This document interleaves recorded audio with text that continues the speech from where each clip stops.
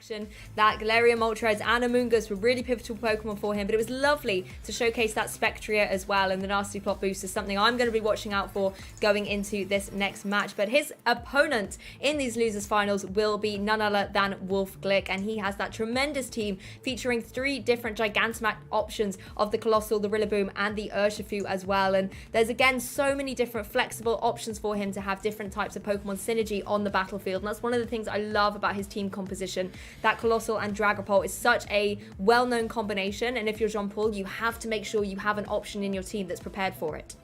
Yeah, it's so deadly once it sets up, you know. It's such a dangerous combination and such a hard one to prevent as well, especially because, you know, the Dragapult and Gigantamax Colossal that we've seen so many times in the past, that fast surf that just sets up the Colossal, and then if you haven't got anything to outspeed the Dragapult, then it becomes very difficult, you know. The one thing that Jean-Paul does have is he does have the Regieleki, which will outspeed the Dragapult, which can prevent and slow down that surf initially, but, you know, that's not the only route that Wolfe's got in setting up that Gigantamax Colossal. He's also got the Urshifu there, the Rapid Strike variant, where it can come in and just use that Aqua Jet to activate the Steam Engine and the Weakness Policy. But there is the redirection there again, and it always comes back to the Amoonguss for me, really, because I think it is really a pivotal Pokemon, especially in this matchup as well. You know, he can really utilize that redirection to really, you know, he may not have to use it, but it puts the mind games in Wolfe's head about what options he's got and which way he wants to go about using certain strategies that he's got within his team.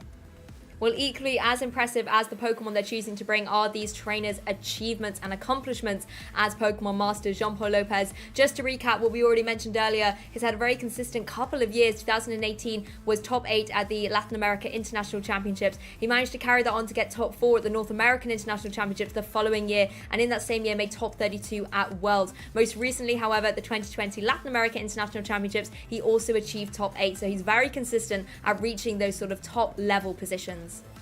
Yeah, and I mean, as we've seen throughout this tournament from Jean-Paul, he's an incredibly good player, you know, and making some really good plays, reads, and his team building obviously just speaks for itself. So, you know, he's not shy to these sort of situations, and we don't even need to recap Wolves because, you know, Wolf has pretty much done it all except a Players Cup. So, you know, he's still in it now, and he did drop down to the losers bracket earlier on, so continuing on with that potential Cinderella story, Lou. So, you know, it's going to be an extremely interesting game. The Amoonguss again, I think, is going to be something that is going to worry Wolf, and probably, you know, he will try and prioritize. He does have the G-Max Colossal as well, you know. If you can get that boosted up and just get the damage onto the Amoonguss early on, it's going to make it a lot easier going forward. But, you know, it's not the only thing that he needs to worry about. We've seen Jean-Paul really pilot the Landorus Therian so well as well, and with the Life Orb, it is very, very destructive, you know. Also with that Sword Stance that he's got advantage of, you know, if you're going to be hitting into a Colossal with a Max Quake, for instance, supported by an Amoonguss,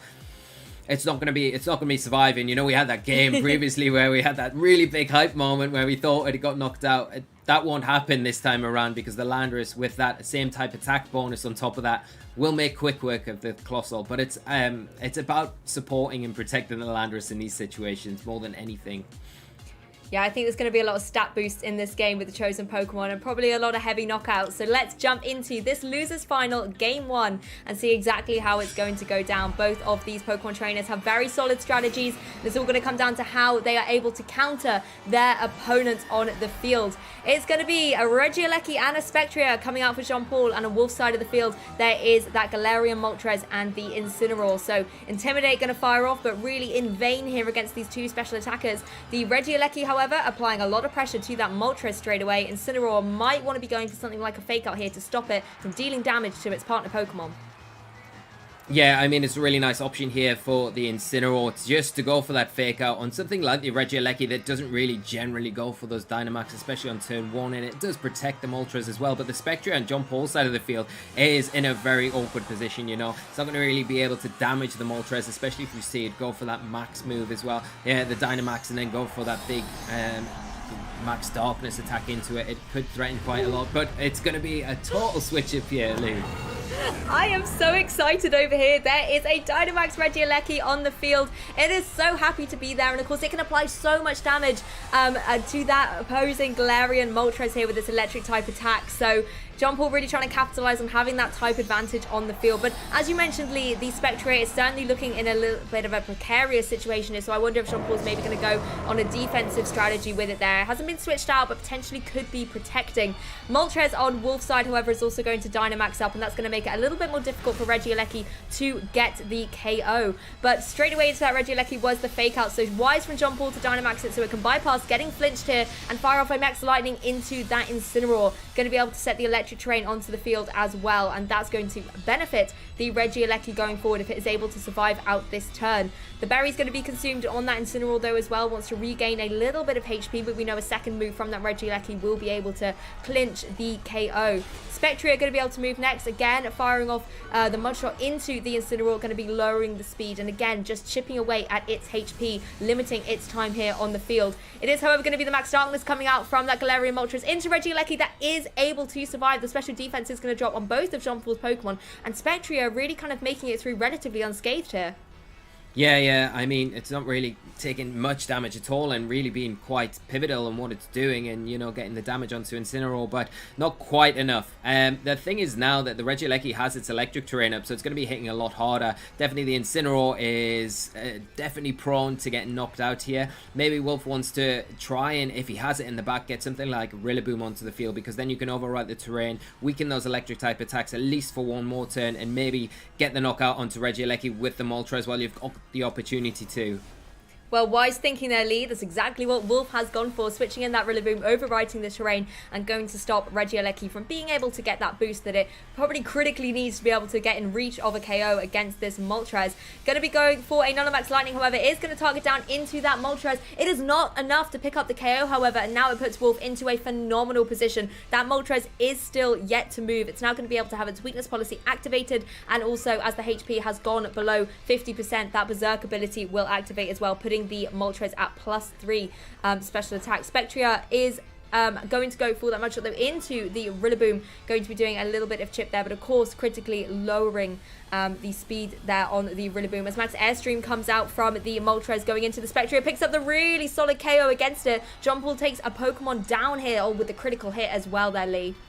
Yeah, I don't really think the critical hit mattered too much there. I think the option there from the Moltres after that Berserk ability to put him on +1 now is really pivotal, and going for the Max Airstream is the big thing here, because you want to be trying to outspeed that Regieleki if you can, if you're the Moltres. Now, it's not as clean cut as I'm making out. You know, the Regieleki has taken a lot of damage, but the grassy terrain is up on the field now, and with that, sorry, the grassy terrain is not on the field now. The electric terrain's on the field from the electric type attack, so the Regieleki is still in a position where it's providing a lot of pressure, and the Moltres isn't kind of free of that, because obviously with these Dynamax turns you can't utilize Rillaboom like you would like to and go for that fake out maybe into the Regieleki and get the damage that you need to, but you could potentially go for a Max Guard here and go for a high horsepower potentially into that Regieleki slot, pick up the knockout there, and then that's one threat down and leaves your Moltres a bit freer going into the next few turns to do the work that you want it to do.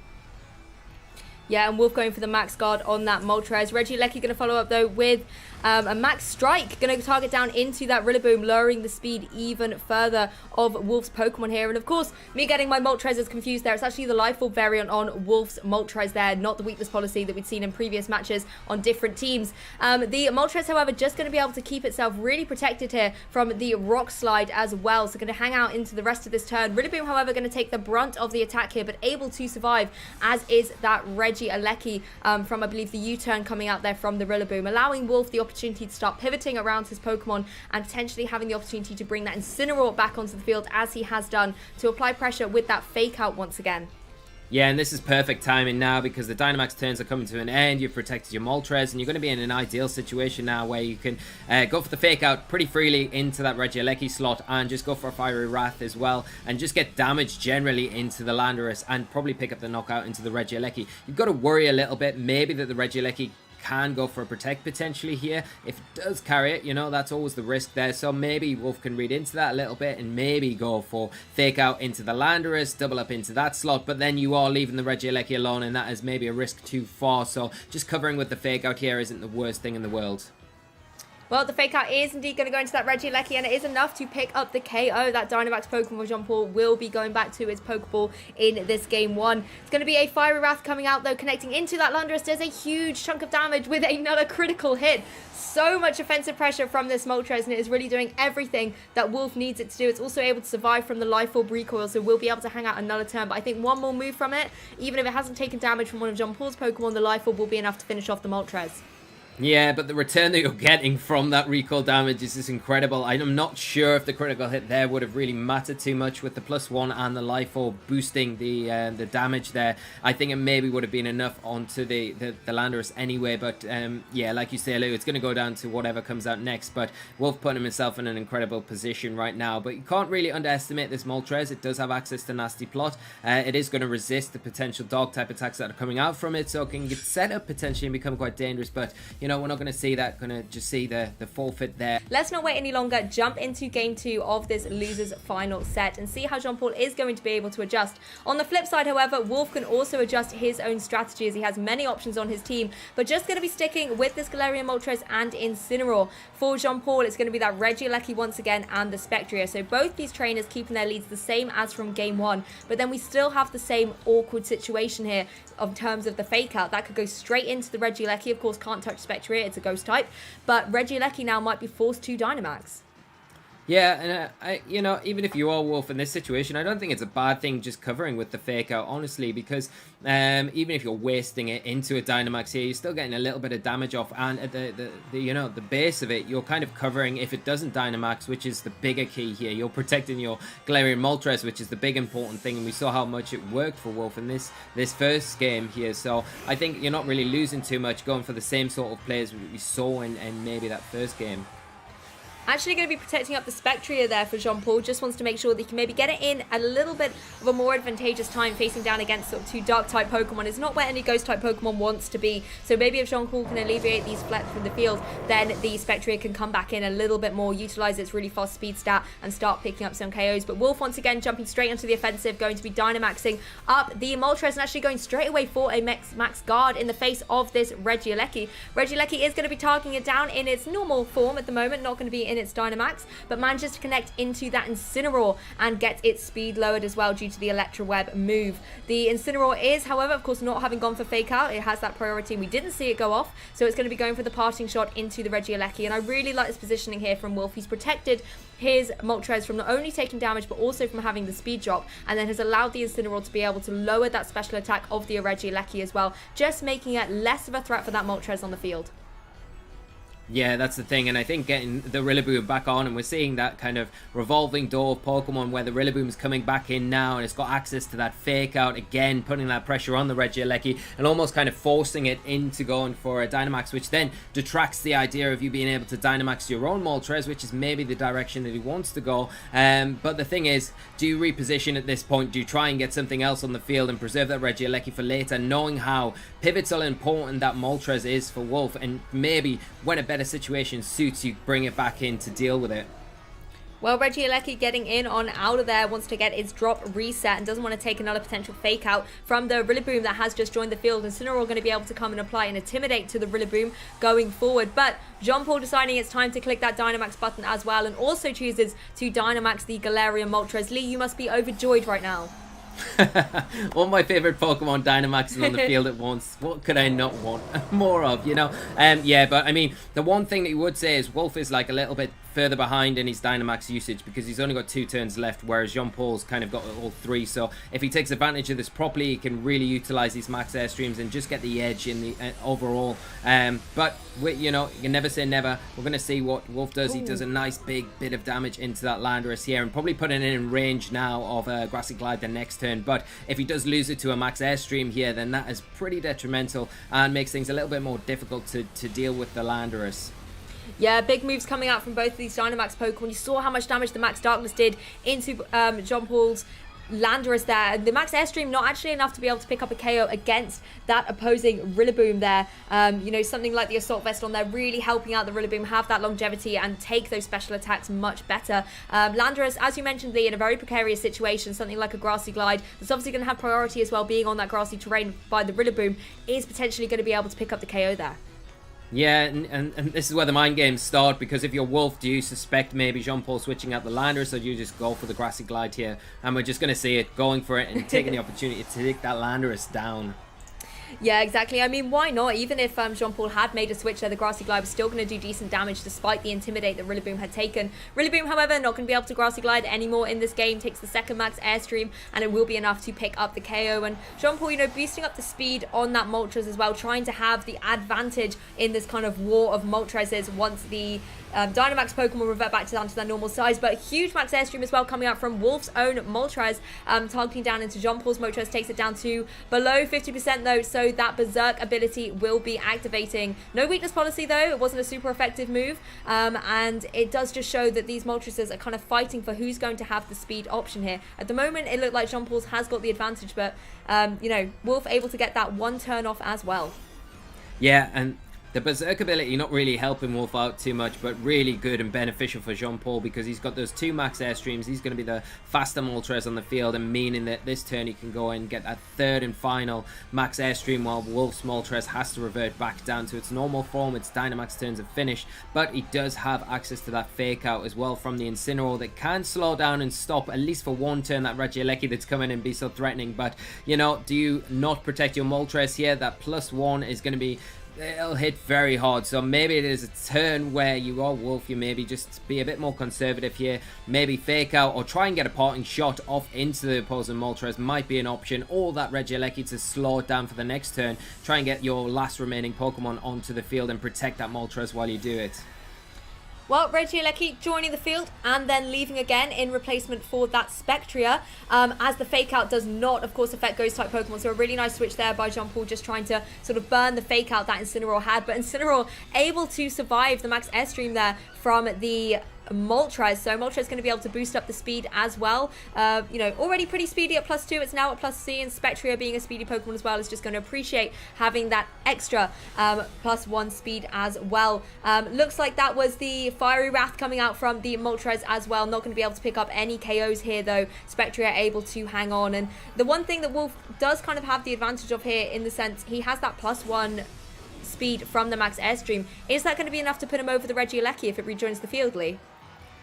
That's the thing. I don't think it will put it in speed range to outspeed the Regieleki, so that's the fear here, and that's why you maybe need to stack up a few more. But as I say, we still don't know what the final Pokemon is on Wolf's side of the field, so maybe he's got something that can come in and really make easy work of that Regieleki. But there's lots of things going on here that you need to consider. The Spectre in a really tough position right now, because the Moltres on Wolf's side of the field is going to be able to pick up a knockout, but I think it's pivotal for Wolf to really keep a hold of this Incineroar and make use of it for later on in this game. Well, it's able to hang on here, survives the Mud Shot, is of course going to have its speed lowered, but critically will be able to go for a move that actually targets down into the Protector of the Moltres. So both the Moltres going on the defensive here, just being protected up, as the Grassy Terrain is just going to be able to allow the Pokemon to regain a little bit of HP. But that Incineroar certainly looks to be in a bit of a precarious situation. We know that both of Jean-Paul's Pokemon can outspeed it and try and pick up a KO against it, so wouldn't be surprised to see Wolf switch it out here.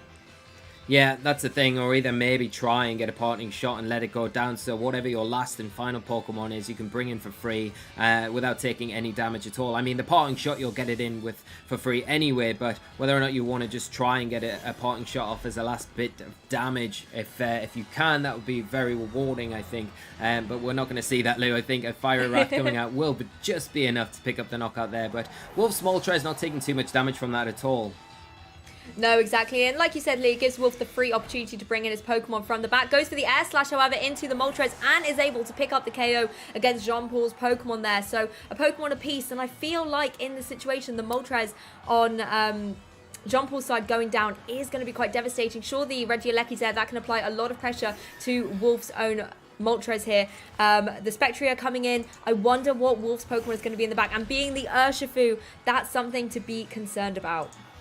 Yeah, the Urshifu coming in, and we know it's the Rapid Strike variant, another Pokemon weak to these electric type attacks. So the Electric Web, a pretty easy option here for the Regieleki to click, and it's probably not enough to pick up the knockout on the Moltres, and definitely not enough to get it on the Urshifu, because we know it's Sash there. But can you get the knockout on the... If you can pick up the knockout onto the Regieleki here, then maybe you've got a chance, because all you need is to get rid of the Regieleki. We know the Moltres will outspeed the Spectria, but obviously not after an Electro Web. That will reset its speed stat. So what you need to do is get rid of the Regieleki here and still have enough in the tank to deal with that Spectria after this turn. It's a very tricky one. This is the thing, that Focus Sash on the Urshifu could really come in critical here. Moltres just going to be able to go for the Protect, and Urshifu, we now have access to Aqua Jet, and that's exactly what Wolfe has gone for here. Going to try and pick up the KO against the Spectria, and is able to do so. So this is where things get very interesting now. The Regieleki is going to go for that Electro Web, like you said, Lee. It's, you know, a relatively easy choice for Jean Paul to lock into. You can do some good damage to that opposing Urshifu, actually taking it down to the Focus Sash, and you are now lowering the speed. So Regieleki going to be looking in prime position to just go for that again and try and pick up a double knockout here. Yeah, because an Aqua Jet's definitely not going to pick up the knockout, but all you're praying for if you're Wolfe here is that your Moltres can take one Electro Web. Or it might miss. It's not the most accurate move, so there is that chance as well. Regieleki goes for it, does connect on both the opposing Pokemon, and it looks like it does manage to pick up the double KO. The might of Regieleki being shown off once again. And the thing I love most about this, other than the fact that Regieleki got the double KO, is that it's going to push us to a Game 3, Lee. Let's jump into it then. Let's get straight into Game 3. Get into it. Yeah, I can't wait for this. It's, you know, the final game for these players to stay in the competition. They want to be advancing. This is losers finals. The loser of this game will be knocked out of the tournament. But I see a couple of adjustments here, and once again Colossal is in full form out here for Wolfe, paired up with that Urshifu, where Jean Paul has gone for the Incineroar and the Amoonguss, two very disruptive Pokemon and good options facing down against a potential Colossal setup. Some really big changes here from both players. You know, we're seeing the Urshifu and the Colossal come out for Wolfe, and we know all about that combination. There is the Aqua Jet there that can proc that Steam Engine ability on the Colossal and activate the weakness policy at the same time and make it become a very big threat very quickly. But the one thing that Jean Paul's done is counteracted that with redirection through Rage Powder on his Amoonguss. So leading very smartly here, even though it is very under threat from the Colossal's big fire type attacks that it can potentially throw out, you know.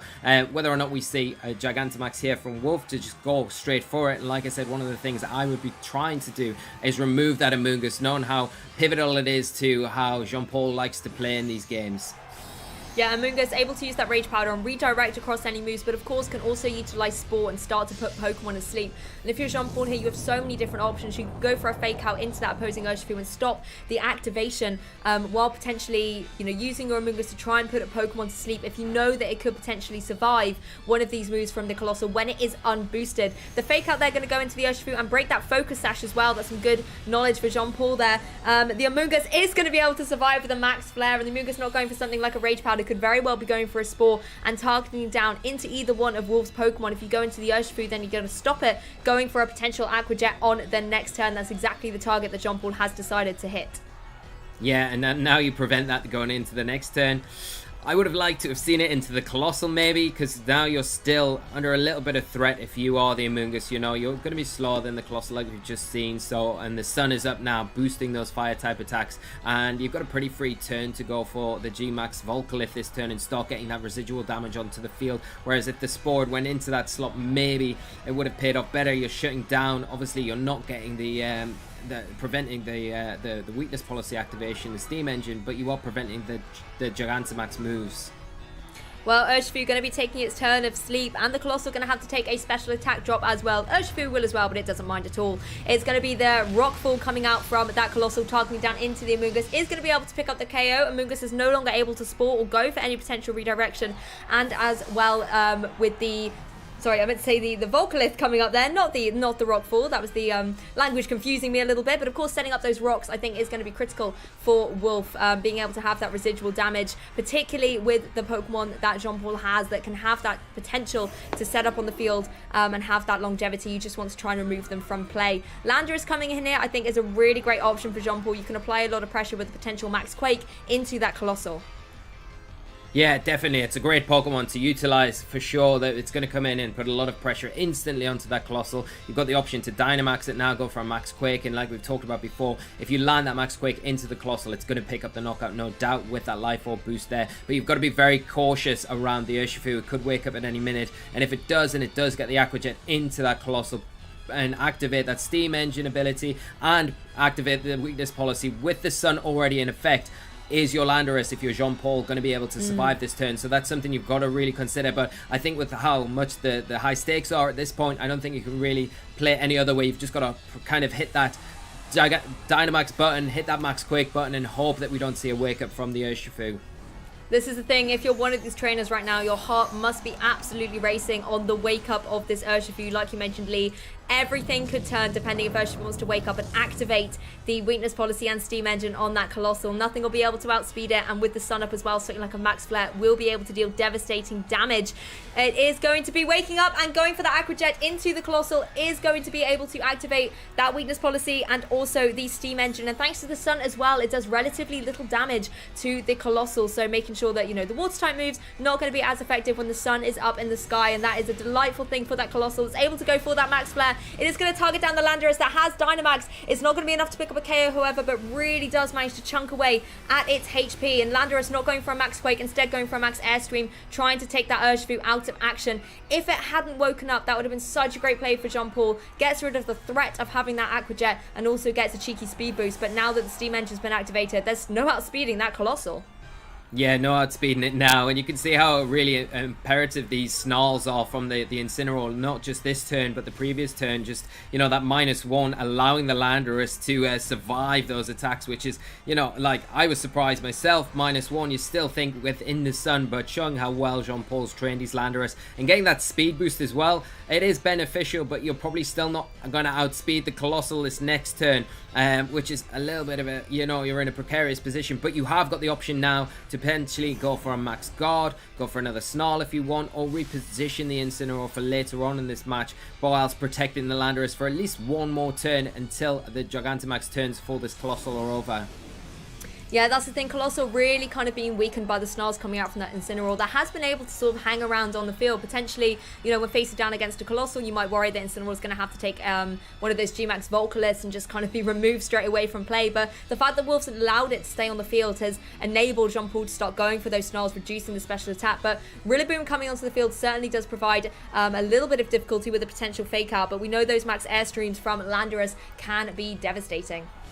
Yeah, that's the thing, and I'm a little bit behind on my turns there, as we did see the Gigantamax end there with the Colossal, but a huge turn here from the Rillaboom, coming out with a Grassy Glide and picking up that huge knockout onto the Landorus, and that is a big game changer here, Lou.